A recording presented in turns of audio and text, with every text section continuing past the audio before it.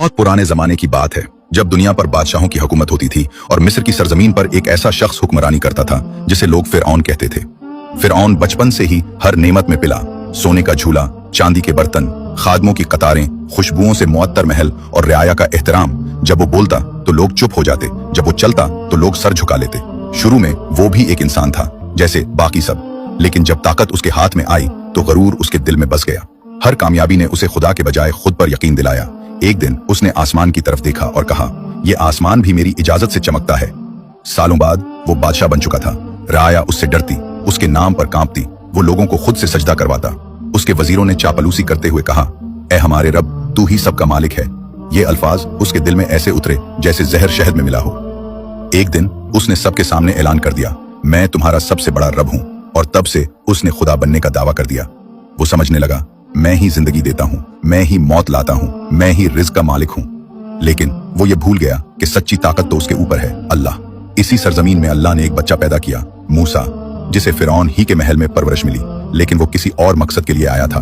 अल्लाह का नबी था और उसे हुक्म मिला, फिरौन के सामने जा और हक की बात कह। हजरत मूसा ने कहा, ए फिरौन, एक रब है जिसने तुझे और मुझे पैदा किया, वही सबका मालिक है, अपने जुल्म से बाज आ जा। फिरौन कहकर मारकर हंसा, क्या एक गुलाम मुझे सिखाएगा, मैं तो खुदा हूं। अल्लाह ने हजरत मूसा को निशानियां दी, लाठी सांप बनी, हाथ चमका, मौजजात हुए, कहत आया, टिड्डियां आए, मेंढक निकले, खून बरसा, पानी गंदा हो गया। लेकिन फिरौन का दिल वो पत्थर से भी सख्त हो चुका था। हजरत मूसा अपनी कौम को लेकर मिस्र से निकले। जब फिरौन को खबर मिली, वो गुस्से से पागल हो गया। मूसा को कैसे जाने दिया। लश्कर तैयार हुआ, घोड़े दौड़े, हथियार उठे और वो पीछे चल पड़ा। मूसा की कौम समंदर के किनारे पहुंची। पीछे मौत थी, आगे पानी।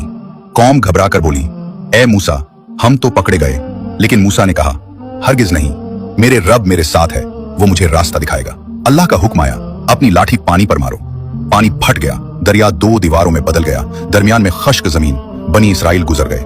जब फिरौन ने यह मंजर देखा, उसके अंदर का गुरूर फिर चीखा, अगर मूसा गुजर सकता है तो मैं भी खुदा हूं, मैं भी गुजर जाऊंगा। लेकिन जैसे ही वो दरमियान में पहुंचा, पानी वापस आ गया। पानी सीने तक आया, फिर मुंह तक, फिर आंखों तक। और उस लम्हे फिरौन चीख पड़ा, मैं ईमान लाया उस पर जिस पर बनी इसराइल ईमान लाए। लेकिन अल्लाह ने फरमाया, अब जबकि तुम पहले इनकार करते रहे और जमीन में फसाद मचाते रहे।